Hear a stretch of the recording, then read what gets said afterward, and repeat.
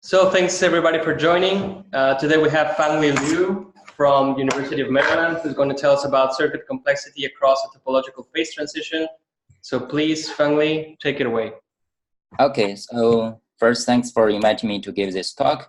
So today I'm going to, as mentioned, I'm going to tell you about circuit complexity across a topological phase transition. This is mainly one application of the Nielsen circuit complexity recently introduced to the high energy physics to quantify the complexity of the quantum field theory states. Since my background is from atomic, molecular, and optical physics, and also condensed matter physics, so I think you are more expert than me in this topic. So please correct me if I make mistakes. Actually, it's almost last year this time I hear the talk by Sarah Chapman at Santa Barbara, and I find it's really a very interesting topic, and I think it may also have a lot of applications in condensed matter physics and start to work on this problem. Okay, so let's begin.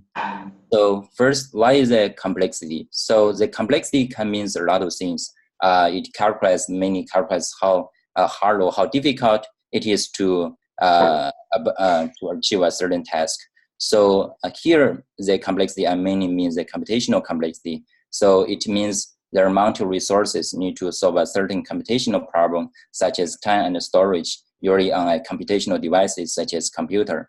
It can have many different kind of measures, such as communication complexity, which means the amount of communication required to solve a certain problem if the input is actually distributed among different parties. And the sample complexity means the number of samples one need to feed or supply to an algorithm to evaluate or to approximate certain functions. And the circuit complexity means the number of gates in a circuit one need to solve a certain problems, computational problems. Actually, first, this complexity measure is well defined on a classic computer. Since recently, there are a lot of people working on the quantum computer, and there are many proposals that quantum computer may have a lot of advantages over classic computer for certain problems. So recently, the computational complexity can also has been extended and also defined accordingly on a quantum computer. So so please ask me questions if you want to ask. Just stop me anytime. Okay. So when we talk about quantum computation, most of the time, what we really want to do, or the goal of quantum computation, is to implement a desired unitary transformation U. So then the quantum circuit complexity means how hard or how difficult it is to implement the U on a quantum computer. Roughly speaking, it denotes the number of quantum gates one need to have to implement the unitary transformation. So more than 10 years ago, Nielsen actually proposed a very intuitive and very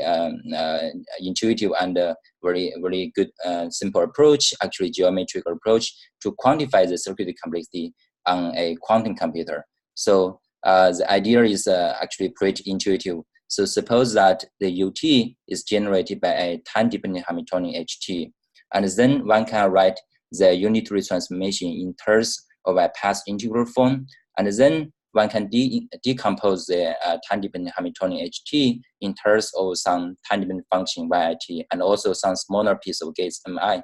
The MI usually is some very simple gates which can be easily realized on a realistic quantum computer.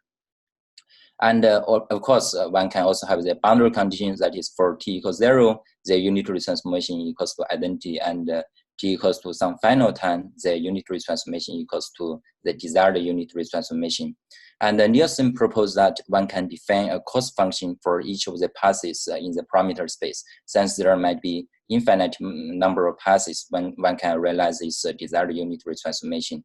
And then by minimize this cost function of each passes and trying to find the minimum value of the cost function, one can get what is the minimum, what is the optimal way to implement the quantum circuit.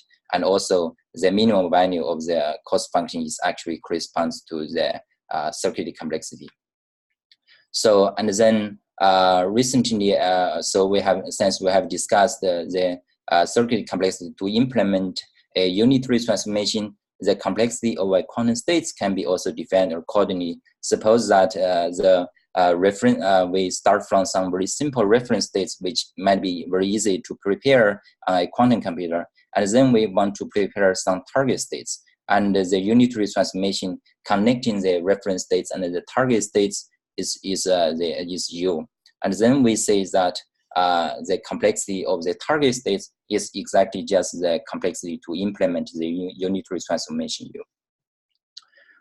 So recently, this complexity has been applied to the quantum field theory states, and many of you has made a lot of contributions in this field. So so here I think I'm going to skip many details in this, and you're all expert in this field. So basically, so basically, just give you a very example. If one start with two coupled harmonic oscillator case. If one turn off the interaction, one can very easily write down the ground states of the non-interacting harmonic oscillator. And if one turn on the interaction, one can also easily diagnose the Hamiltonian and get the ground states of the interacting two harmonic oscillator problem. And then if one choose the initial states as a reference states and choose this as a target states, and choose some certain quantum gates, and as generators, one can very easily derive that the complexity between the two states is actually only depend on the mass ratio before and after the coupling. I find this results is really very clean and very beautiful results. And also recently, this complexity has been also generalized to some other quantum states. For example, people have studied the generalization to the current states, thermal field double states, free fermions, and other different states, etc. So actually, the first work I think is by Robert here, and also at the same time there is a paper which uses the Fibonacci study metric also to quantify the complexity between two states and get very similar results. So today I'm going to tell you about use the same approach, Nielsen's approach, to quantify the complexity of a one-dimensional Kitaev's model. So this model actually is pretty simple. It's a lattice model of the fermions, spinous fermions. The Hamiltonian is written here. So it is pretty simple. It includes only three types of terms. So the first term is actually the nearest neighbor hopping terms, and the second term is the on-site chemical potential terms. And third term is the so-called superconducting pairing terms. Kitaev is actually the first to find that even for this very simple Hamiltonian, it can hold some topological phase transition. The topological phase transition is characterized by the change of the topological number. This, for 1D case, it's called the 1D number. So here I'm showing you a topological phase diagram. Question? Can you say some more about the last term in the Hamiltonian? This Hamiltonian? Yeah, the last term in the Hamiltonian. Oh, I can. Okay, sure. So basically, this term of the Hamiltonian, I think for the free fermion case, people also write down this in the high energy field theory, just some pairing terms. So here is a lattice system. So basically, if we write down the Hamiltonian, and so if we have one, suppose we have a one-dimensional lattice system, and it is coupled to some basis, and the basis can induce some. First forget about the basis. First, we can have a Hamiltonian which have some interaction, and then it's a four-body terms. And then we suppose that in the mean field region, the two body terms actually give a constant, and then we just reduce the four body terms to two body terms based on the mean field theory. So, okay, thanks. So this is very good. Thank you. Okay. So actually, here is the topological phase diagram. As you can see, in certain parameter regions like mu and delta, for mu is between -1 and 1, the 1D number is non-zero. Actually, the winding number basically calculates the angle, a Bogoliubov angle, which I'm going to tell you in detail how many times the Bogoliubov angle winding around the Brillouin zone. Since this Hamiltonian is the lattice Hamiltonian, the wave vector is defined on just the first Brillouin zone from 0 to 2 pi, which is a little bit different from the high energy continuous quantum field theory. Okay, in some other regions, as you can see, the winding number is actually at 0 in those regions. So, and across a phase transition, the topological number actually change discontinuously. It can only take some integer values for this Hamiltonian. So the more interesting property of this model is that actually in the topological non-trivial region, if we work on a open boundary condition chains, one can write each of these complex fermions in terms of 2 Majorana fermions, and one can find that actually at the boundary of the one-dimensional chains, there are 2 unpaired Majorana fermions. That is the zero modes which commute with the total Hamiltonian, zero modes of the Hamiltonian. So Kitaev found that these 2 Majorana fermions actually they are non-abelian anyons, and they can encode a topological qubits in a non-local way in the space. So if one just want to destroy the quantum information just locally, so there is no way to destroy it because it is encoded into non-local space. And by winding one Majorana fermions around the other Majorana fermions, one can actually change the states of the topological qubits. It's so-called topological quantum computation. Recently, there is a lot of work actually to generate this Hamiltonian to make it more feasible in the real lab, and there is also a lot of experiments going on in condensed matter communities to really try to demonstrate the existence of the Majorana fermions for the motivation of doing topological quantum computation. So I have a question. So this is an example of an SPT phase, yeah? Yeah, sure. Yeah, exactly. What is the symmetry here? Is it just the... What is the symmetry, or? Yeah, what is the protecting symmetry? Okay, the symmetry is a fermionic parity of the numbers, because here we know the first 2 terms have a U1 symmetry, and the number of the fermions don't change.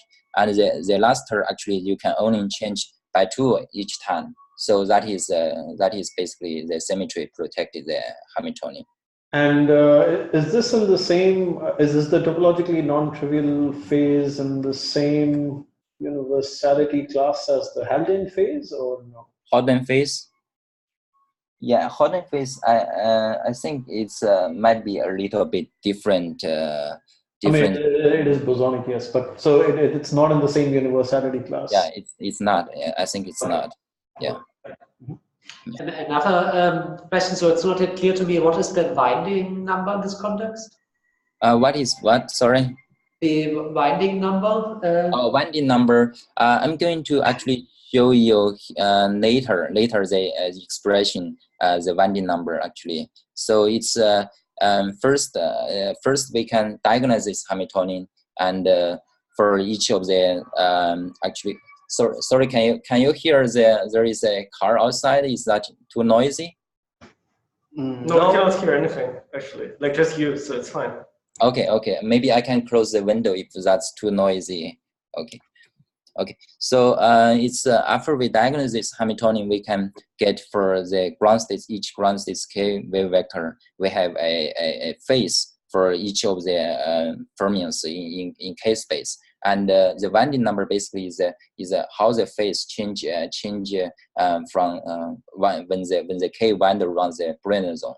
So it can take the integer 1 or -1 if the wind is going to the other way. If the wind runs the circle, it's 1. If wind is in the counterclockwise way, it's -1. And if it goes back to the original place, there is no winding, then it's 0. I will show you the detailed expression later. Yeah. Okay. So Okay, so we can also generalize this. I'm also going to tell you about the circuit complexity of the ground states of this model. Also, for a different model, that is a generalization of the long range interacting model. So compared to the short range interacting model, the long range interacting actually is just generalized this Hilbert conducting pairing terms in terms of the long range power law decay interaction with a power law strings that is alpha here.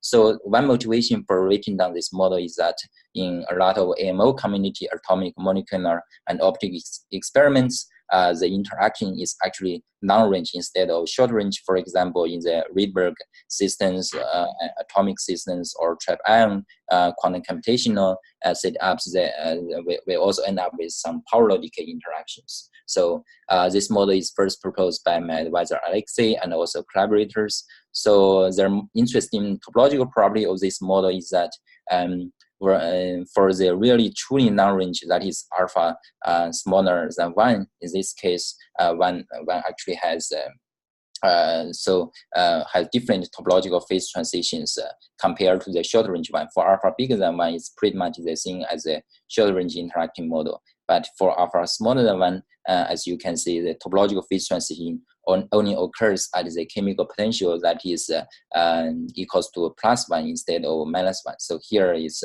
+1 and -1 both.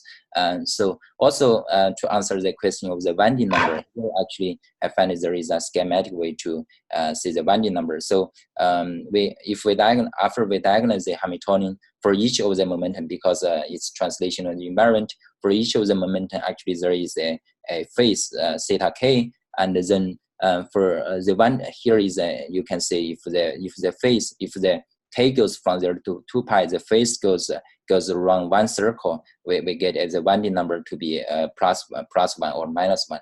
If the phase first increase and then decrease to some value, the Wanding number is actually 0. Okay, is this clear, or for the Wanding number question? So can you once again explain the winding properties in this model? For this model, right? No, for the second model. Okay, so for alpha bigger than 1, actually the topological phase transition is almost exactly the same as a short range model. And so here is this phase is for the delta equals to, I guess, equals 1 here for and you can see the topological phase transition occurs from mu equals to -1 and +1, and for mu is bigger than 1 or smaller than 1 -1, the Wanding number is 0. But for in this paper, if you want to see the details, in this paper actually found that for the non-range model, the Wanding number of this really non-range interacting case is actually, instead of an integer, it's a half integer. That is, the theta can first change from 0 to here, and then there is a singularity at some certain point, and it suddenly jumps back to the original place. So it's 1/2 actually, basically, for the alpha smaller than 1 case, or plus or minus 1. So here is a diagram here. Yeah. So where is FQ in the Hamiltonian? Oh, sorry, I forget to take. It's basically from this paper. They're for different purpose. The FQ is some like quantum feature information. So here it's not relevant here. I'm sorry, I didn't. Okay. Okay. So here is just the Wanding number, and also the diagram is relevant, I think, here. Okay. Okay. Thank you. Okay, so since it's Hamiltonian is quadratic and also translational invariant, we can easily diagnose this Hamiltonian is a momentum basis. And here is the original. We'll first focus on the original Kitaev model, and then showing some of the generalization of the results to the non-range interacting model. So as you can see, we can write down this Kitaev model in the momentum basis and easily diagnose to get the ground states, because each of the momentum sector actually are decoupled to each other. The ground states can be written in terms of a product form. So here this n, actually the k is take some integer values, which the n can be from 0 to l over 2 minus 1. So the kn extends from 0 to pi here. So basically, this is a little bit different from the continuous quantum field theory, and because we are working on a lattice system. So for each of these momentum sector, it's specified by angle theta k. So the angle theta k actually depends on the wave vector kn, and also depends on the parameter in this Hamiltonian. So just to answer the questions, so here is basically what I mentioned is the theta kn. So the winding number basically means how the theta k wander around a circle, how many times the theta k wander around a circle if the theta is changing from 0 to 2 pi. Okay.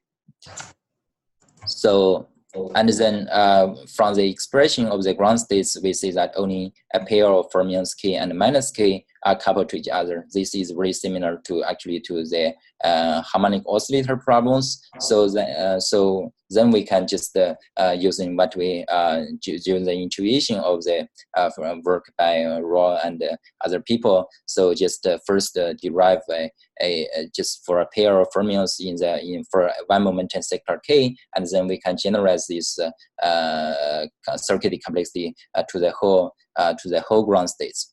So to do this, first we can just write down just for one momentum sector, k is the reference states and the target states. They're all just ground states, but they are have different parameters. So they end up with different reference and target states angles of the theta k.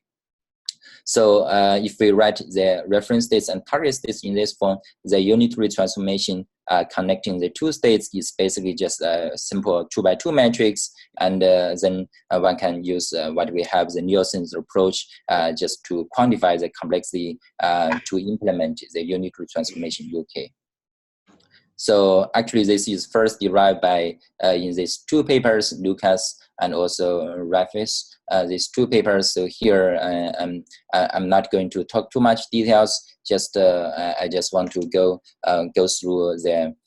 quickly through the steps and steps here. So as we have discussed, we can write down the unitary transformation in terms of some path integral form, and then we decompose this Hamiltonian in terms of some small operators OI. Here OI we choose the polymetric operator, and as many papers in the community has shown that one can also choose any other generators. One can also get very similar results, and also subject to the boundary conditions. And here we define a very specific cost function. So here the cost function we choose a little bit particular. That is, we choose the cost function to be the yi square, and then we trying to minimize the cost function to get the circuit complexity.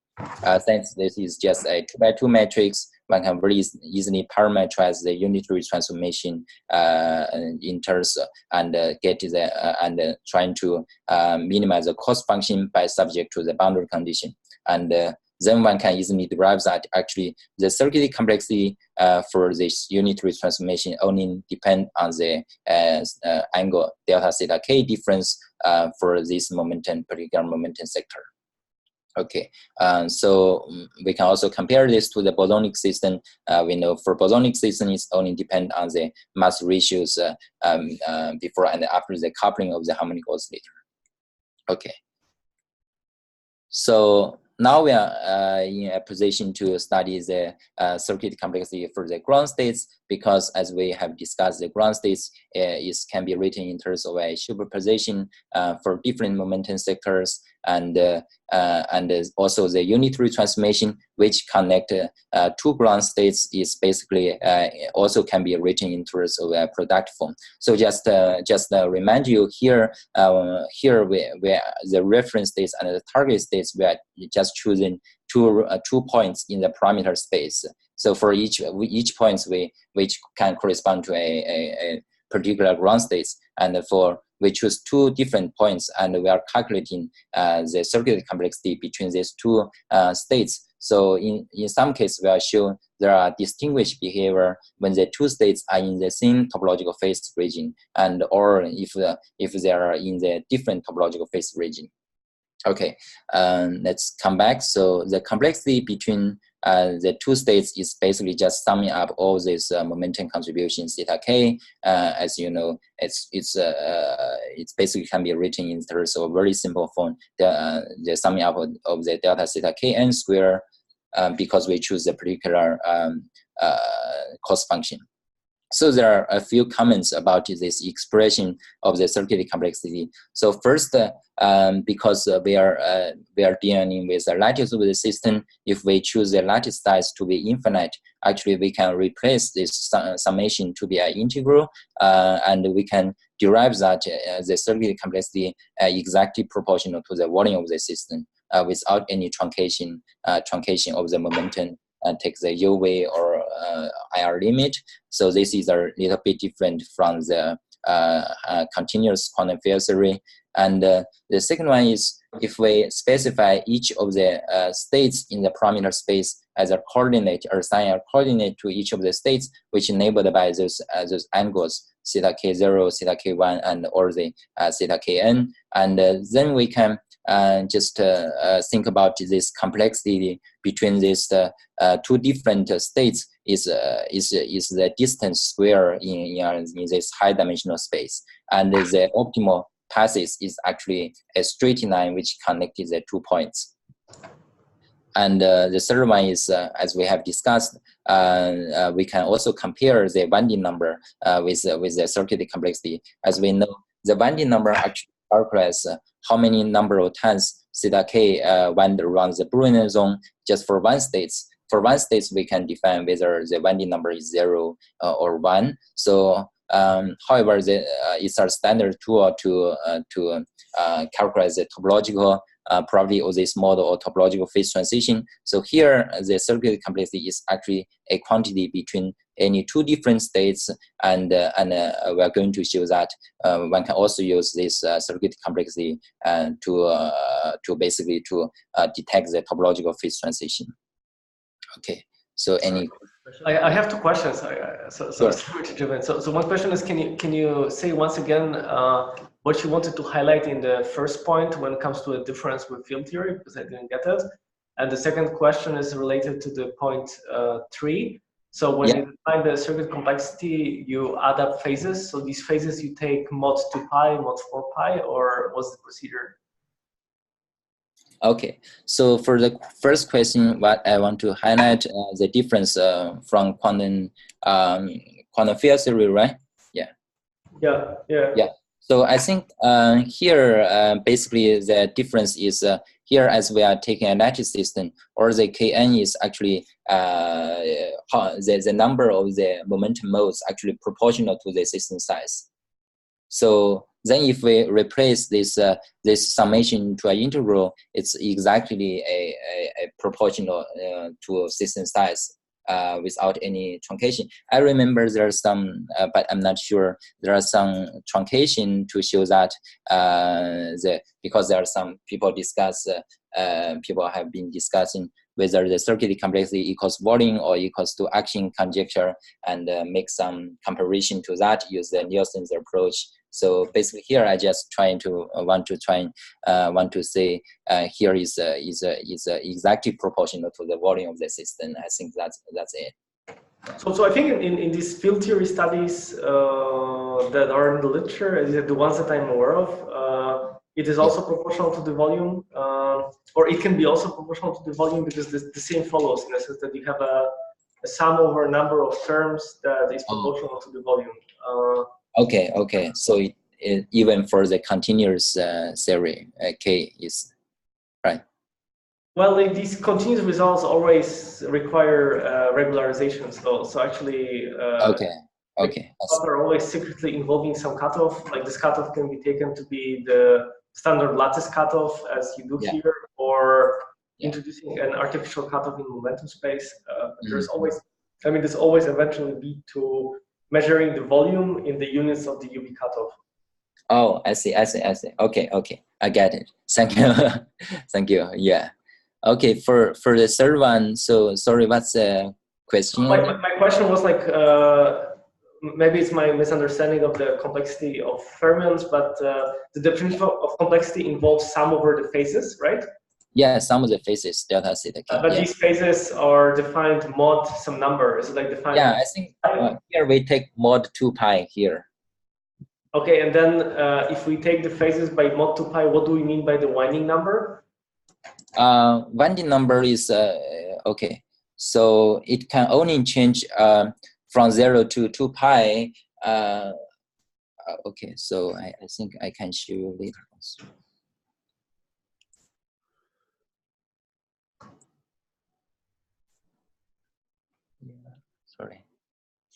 Sorry. So if the winding number is actually first change from it starts from 0 and then it goes goes to 2 pi or something. So I think there is a if the winding number is non-zero, there is a discontinuous at here. So let me see how we did the complexity.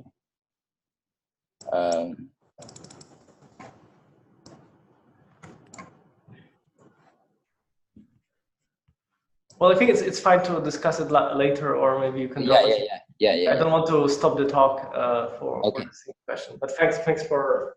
Okay. Sorry, I think I can answer you later about this. Sure. Okay. Hello. Sorry. Yeah. I have a question. It's like about the complexity between the two states. So yeah. So let's say if you state like R and T in the different topological phases, what kind of unitary operation that you have to do to go from one phase to the other? I thought that. Okay. So you mean if we two states actually so because here we are doing diagnosis Hamiltonian momentum space, we can always write down a unitary transformation which goes through one state to all the other states. But I'm going to show you later that actually this in the real space there are very distinguished behavior if the two states are in the same phase or in different phases. So unitary operation is actually a non-local operator in this case? Yeah. So here all the unitary for Lao is actually all non-local, but I'm going to show you there are some properties after we transform this to real space. There are some local, non-local behavior depends on whether the two states are in the same topological phase or they are not. I see. Thank you. Okay. Cool. Okay. Let's later. Okay, so now here I'm going to show you some numerical results about the complexity. So just we discussed, we have this final expression. So first, if we choose one reference in the parameter space, and we choose many different states along this line for the target states. So we plot out, here is the numeric results. We plot out the circuit complexity versus the target state's chemical potential. At the first look, we didn't see really any particular behavior at the quantum phase transition point. However, if we take a derivative with respect to the ut, we can see that actually there is a divergence at the critical point. This divergence is a robust feature of the quantum phase transition. That is, if we choose different reference states, we can always say the divergence occurs at the quantum critical points. We also have some analytics in our paper, so I'm not going to show you here. So as also this first order derivative divergence suggests that actually the circuit complexity is not analytical at this critical point, which usually suggests maybe there are some quantum phase transition behavior occurs here. To understand the circuit complexity, why this happens, actually we can plot out the delta theta king as the circuit complexity is just summing up all the phases. So I think this figure can also explain some of these questions we had before. So delta so if the delta theta kn, if the two states are actually in the same phase regions, we can see that the delta theta k first increase from 0 and then decrease from 0. That is basically if we draw on a circle, it first goes from to somewhere and without winding the circle and then goes back. goes back. However, if the two states are in different phase regions, here are the 3 nines, which is about is more than one the target state's chemical potential. As you can see, the delta theta first increase from 0 and then to half pi if the k goes to pi. So basically, this is consistent with the Winding number. So if the Winding number, this is just half the Brillouin zone, the Winding number is 1/2. And then if we go to the other one, because of some like symmetry, the Winding number is just twice of the half the Brillouin is basically 1 for if that goes to the phase transition. So and then the sudden jump at the quantum critical points from this delta theta k from the 0 to the pi half pi actually suggests that this circular complexity between two states at the critical points is not analytical because there is a sudden jump here. So that basically tells us that we can use the circular complexity to detect the quantum phase transition. So for more generally, if we just take one reference states and we calculate all the target states in the whole parameter space, and then we take just take derivative with respect to mu and respect to delta t, we can see that actually just by calculating the derivative, we can map out all the quantum phase transition or topological phase transition boundaries in the one dimension. As you can see here, if we take the derivative with mu t, there are both of the lines mu equals to plus and -1, we can see the quantum phase transition. And if we take respect to delta t, we can see the quantum phase transition only from the delta equals 0, only when mu t is between 1 and -1. This is very consistent with this line. Okay, so we are able to use the derivative of the circular complexity to map out the whole phase boundary by doing the derivatives. Okay, so any questions, or we can go on. So okay. So now, as the previous question asked, actually, what we all do is doing some momentum space Hamiltonian, because this is very easier to derive the Hamiltonian. And then one natural question is, what is the real space behavior of the optimal Hamiltonian? Because we know that the momentum space Hamiltonian is highly non-local and it's really hard to implement in real experiments. So here. Just to clarify, by the Hamiltonian, you mean the operator that takes you from one state to the other, not really the Hamiltonian that defines the circuit, right? So the system. Excuse me. So. By the Hamiltonian, you mean like just the operator that defines for you the circuit? Yeah. By the Hamiltonian is just the optimal Hamiltonian. Just is a time-dependent Hamiltonian to take one state to the other states. They're just a brute force Hamiltonian from the derivation of the Nielsen's complexity. Yeah, sure. Yeah. Okay. So basically, this Hamiltonian is just a time-dependent Hamiltonian is just taking the two states, evolve one state to the other states. So if we look at this Hamiltonian, so basically we can see that the Hamiltonian only involves. So the tau 1 is basically the Pauli matrix, the sigma x here. Sorry, I missed this one. So if we look at this Hamiltonian, it only involves one type of terms, that is superconducting pairing terms. So because of this, then this inspires us actually, if we want to take the Fourier transform of this Hamiltonian to the real space, we first need to expand the delta theta k into some Fourier series. So here is one trick. Because this Hamiltonian only involves the superconducting pairing terms, we'll expand it only into the sign functions. Because if we just do our simple math calculation, we're starting from the superconducting pairing terms, we always end up with some sign functions in the momentum space. So here we just expand into the sign functions. As I have shown you, if the two states are actually in the same topological phase regions, the delta theta k first increase from 0 and then decrease to 0 when k equals to pi. That is to say, the delta theta k actually can be expanded by the sign functions, and we can truncate the expansion into some finite number of the Fourier series. And then if we transform this Hamiltonian into the real space, so this means that actually we can bound the Hamiltonian. If the two states are in the same phase region, we can bound the interaction range of the Hamiltonian into some finite number and star. Still, we can get criticize the evolution, the final states, the target states. So in other words, if the two ground states are actually in the same topological phase region, the optimal circuits or optimal Hamiltonian is actually can be approximated by a local Hamiltonian. Although it's still the n can be still quite large, but it still is a k local Hamiltonian. So basically.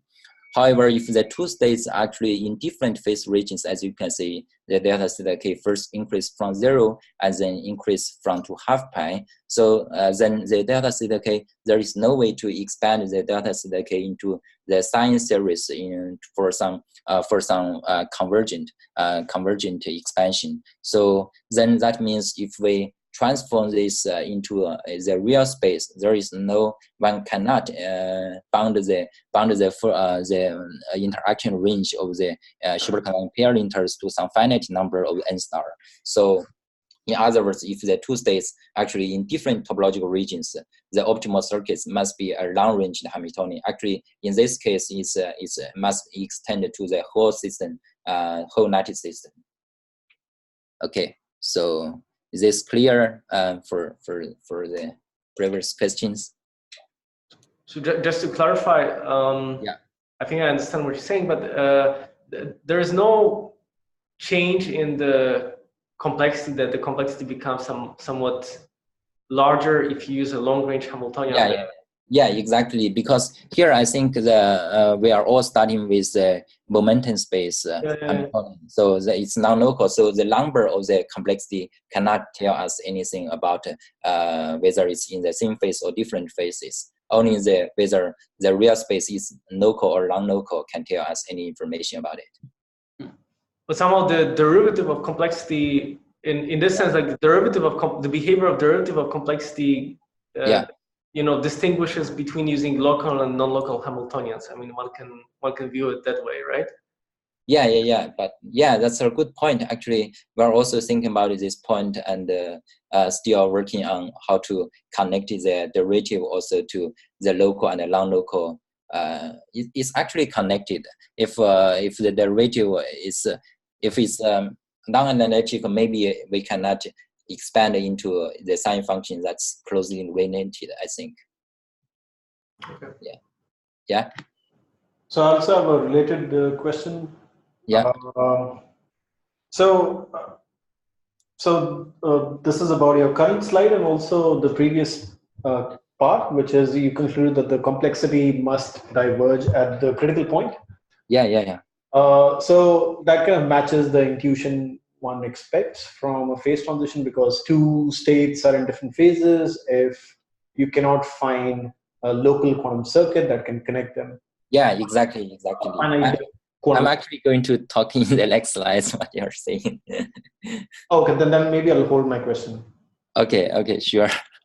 Okay, just as you mentioned, actually, this our finding here, although we start with from the Nielsen's approach, actually it's very consistent with the definition first proposed by Xiaogang Wen, Xie Chen, and other people. So basically, they found that one can define the phases of a quantum states without really referring to the Hamiltonian. One can basically use a quantum circuit to define a quantum states, whether the two states are in the same phase. So if the two states, the ground states are in the same phase, they can be actually connected by local quantum circuits of constant depths. However, if the two states are in different phases, they can only be connected by local quantum circuits with linear depths. So here in their discussion, they are specify the quantum circuits to be local, that is some local quantum gates to apply to the quantum circuits. So here actually what we find here is that if we all specify the total evolution time to be a constant. So that is, in other words, we specify the circuit depth to be constant. as we have discussed, if the two states are in the same phase region, they can be connected by constant depth and also local Hamiltonian. This is consistent with these results. And for if the two states are in different phases, actually we fixing the total number evolution time from the first derivation to be a constant, and then we say that there is no way to find a local Hamiltonian to connect the two states. Basically, we need a non-local Hamiltonian to evolve one state to the other states. So basically, this is also very consistent with these results. Okay. Okay. Do you have any intuition how to like generalize this? So in the specific model you find this, and this is compatible with the definition? Yeah. So I think for one-dimensional systems, you know, the quantum phase transition, also the non-interacting quantum phase transition, most of this is actually topological phase transition. So I think this is or the topological phase transition has this property even for 2D. So that is my intuition, I guess. All of this actually can be is consistent, and the Nielsen's approach actually can really provide us a way to connect the to provide a way as a way to derive what is the local quantum circuit is. So for this work, they are actually very intuitive. They don't really provide what is the circuit should be. So, but the Nielsen's approach, we just take the Fourier transform. We know what is the local circuit should be to connect in the two states. Right. I mean, so you're really like, I mean, you're really suggesting like an alternative definition of phases, right? I mean, saying, let's fix the evolution time, and now whether the optimal Hamiltonian is local or non-local, you can decide. Yeah, exactly. Right, I think that's a very interesting question. Yeah. Right, but is this? I mean, yeah. I mean, it would be nice if this holds in general, but is this? I mean, some way you could try to like make that statement that if two states, the optimal circuit is generated by a non-local Hamiltonian, then they're in different phases. Yeah, I think this is a very interesting question, and I'm still thinking about how to generalize this question. So I think for topological systems, that all holds basically, because we can always first derive in the momentum space and transform into the real space. And for gapped topological system, this all holds. But for any other phase transition, like for interacting quantum systems, still, I think the problem is how to derive the circuit complexity for that kind of problem. Still, I'm not sure about how to do that. Yeah. Right. Mm-hmm. Okay. Okay, so if there's no question, let's go on. Okay. Okay, so now I'm going to discuss the last part of this talk. So it's basically a so it's basically use the quantum dynamics, non-equilibrium dynamics of the circuit complexity can also detect the topological phase transition. So here, before we get into our results, I'm going to show you some of this recent work also in this line. So the first work is actually from our group by Praj, who is our faculty member in Johns Hopkins University, and also my advisor Alexei, and also other postdocs. So what they do is that, so this is really motivated by experiments. So in the AMO experiments, so actually to really prepare a ground state is a really challenging problem. However, doing the quantum dynamics is actually pretty simple to do. So what they do is, the idea is they first initialize a very simple initial states along the x direction, and then they do a sudden quench of this under this Hamiltonian with a non-zero transverse magnetic field, and then after some time or some non-time, they measure some observables like collimators. Here is the nearest neighbor collimators. So what they say is that instead of preparing the ground states and measure the order parameters, they can basically just measure this non-time steady state value of this observable. They can see that there is a really clear non-analytic points for the dynamic quantity of this observable, and this can suggest the quantum phase transition. Actually, some people call this the dynamic phase transition. So, but it's still in debate about this. Also, this work, people have also shown that using, instead of the nearest neighbor coordinator, people can use the out of time order coordinator, which recently has also been studying a lot in the high energy community. What they say is that they can also use a out of time order coordinator to detect has a very similar behavior of this non-analytical behavior of the quantum critical point. So basically, they can also use it to detect the quantum phase transition in an out of equilibrium way. So here I'm going to also to consider the circuit complexity dynamics for a quantum quench. So the setup, we first choose the initial states as psi 0, which is the ground states of Hi, and this is chosen as a reference states, and then we generate the dynamics by sudden quench the initial states under some Hamiltonian HF. Then we know that there is some time-dependent states, psi t. We choose this as the target states. Actually, this also has been a lot of work in the high energy papers which study the growth rate, shorthand growth rate of this circuit complexity. However, here I'm going to mainly focus on the long time steady state value of this circuit complexity. So as you see, if the final quenched Hamiltonian mu HF is in the same phase of the Hi, the steady state value actually increase with the post quenched parameter mu f. However, after the quantum phase transition, the mu f actually all the circuit complexity converge to 119 for the steady state value. This actually suggests that maybe the circuit complexity can also have the non-analytical behavior after at the quantum phase transition point.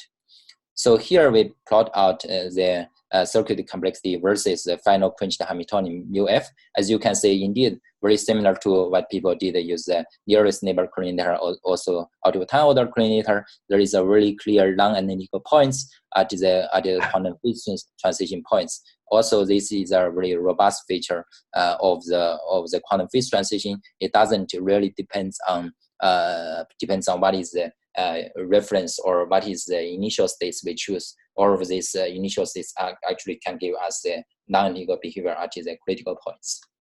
Okay.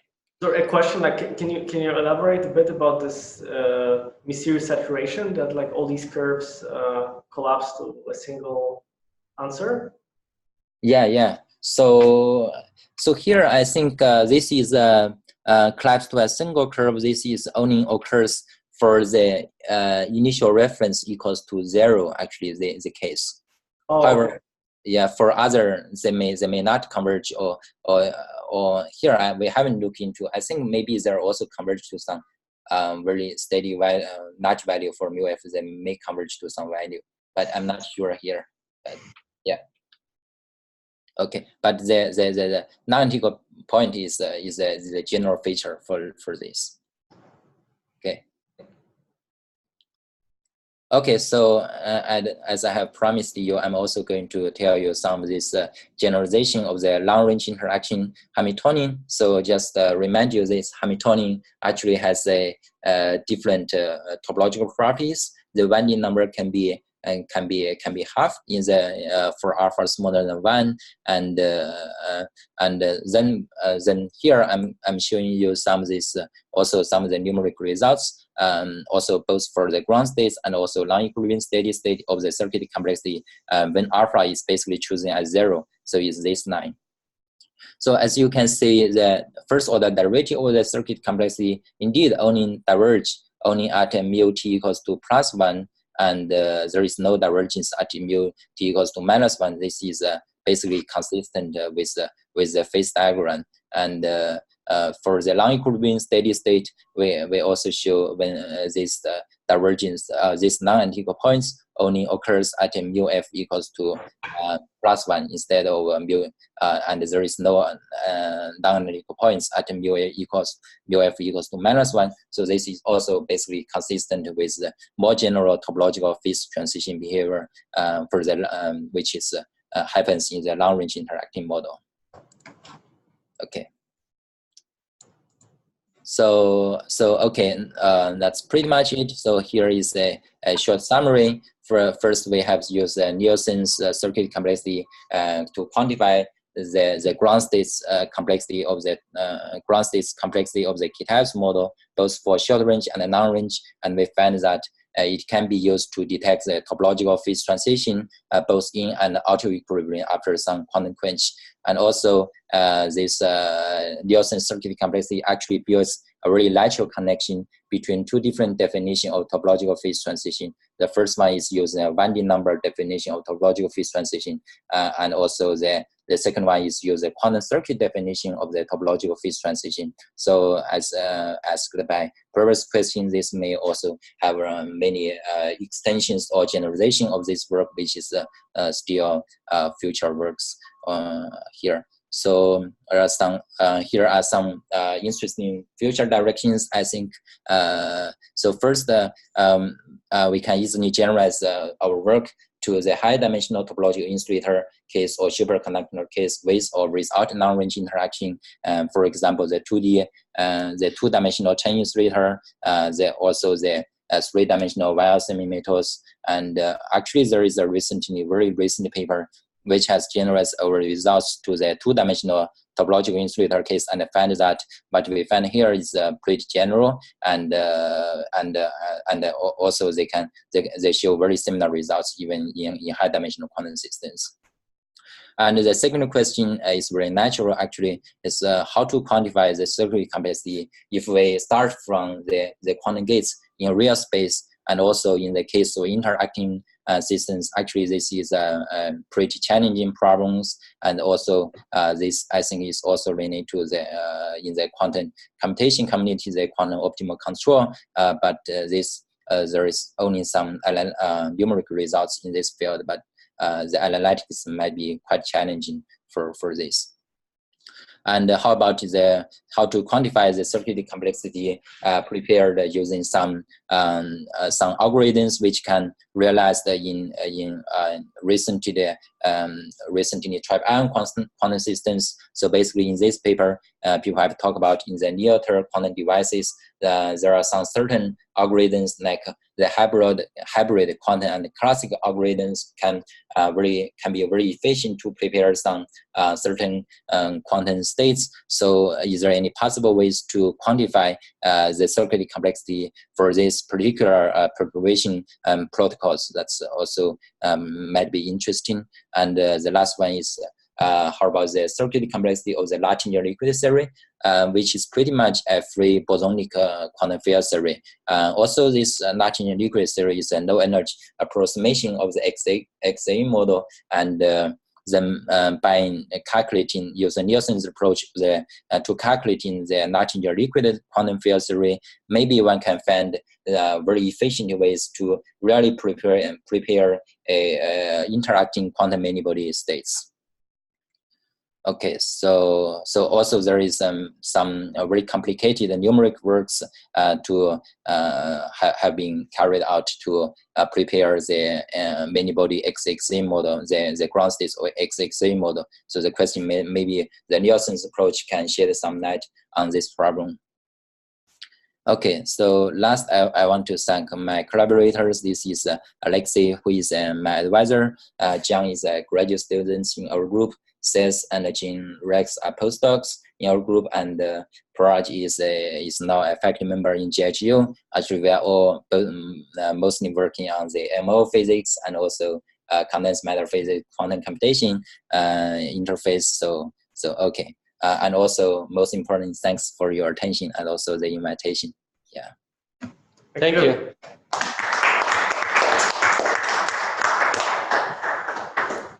Are there any questions? I have one question. So you've kind of illustrated that circuit complexity can be used as a diagnostic to detect quantum phase transitions, right? Yeah. Can you also, in your particular model, did you also see if you can learn something about the CFT from the way the complexity diverges? Like, so is there a critical exponent associated with the divergence of the circuit complexity? CFT, so you mean in this model? So the conformal field theory that describes the phase transition. So the circuit complexity diverges, right, at the critical point, but yeah. Can you extract some universal critical exponent from the way? Oh, yeah. I got your points, actually. So we actually tried this point. We want to say whether actually it's going to come into the new version in our paper. It's actually we tried this. We want to say whether the complexity this divergence can tell us some critical point for this model. But it seems like this model is a topological phase transition. It's a little bit different from the usual quantum phase transition, like the transverse field Ising model. The critical point is can be described by CFT. So what we find here is the divergence all diverge in a logarithmic way. So basically here is diverge log with the system size, and also diverge for close to mu t is also diverge with the epsilon here. So I'm not sure if there is a possible way to use this complexity to get in the central charges in here, but still we are still thinking about this problem. Yeah. Okay. Okay. Are your results dependent on the norm you have chosen? So I have chosen the square norm. Do you know if it? Sorry, excuse me. Your question is about the system size dependence of the circuit complexity. The choice of the norm. I think you have chosen the square norm. And would it be? Is it dependent on this choice? The norm. No. What you did is you did the calculation using the so-called kappa equals to 2 cost function. Yeah, exactly. The question question answers is what happens if you consider the other ones. Okay, it's the same actually. It's pretty much the same. If we take the square root, everything basically holds. Yeah. So we check that. Actually, it's a good question. So we take the norm. So sorry.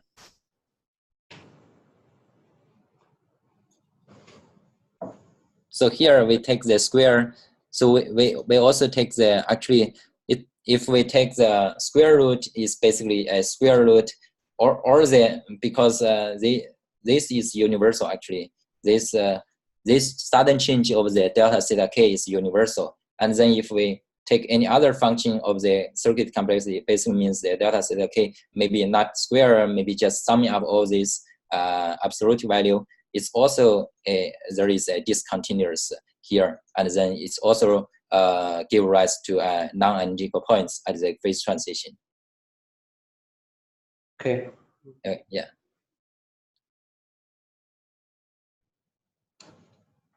Any more questions? Yeah, I have a question. Yeah. So, well, this question came up before actually. The Bogoliubov angle. Yeah. That you use. There seems to be an ambiguity in how you define it. In that, well, you can restrict it to an interval 0 to 2 pi or something, or you could allow it to go around the whole circle 4 times. Did you try to see what happens if you allow for this possibility? Yeah, actually, this is a very good question. I think I need to check the paper how we choose that. I think about this before. If we choose without the mod or 2 pi, so the divergence, at least the divergence behavior is still there because there is always a sudden jump at the critical points.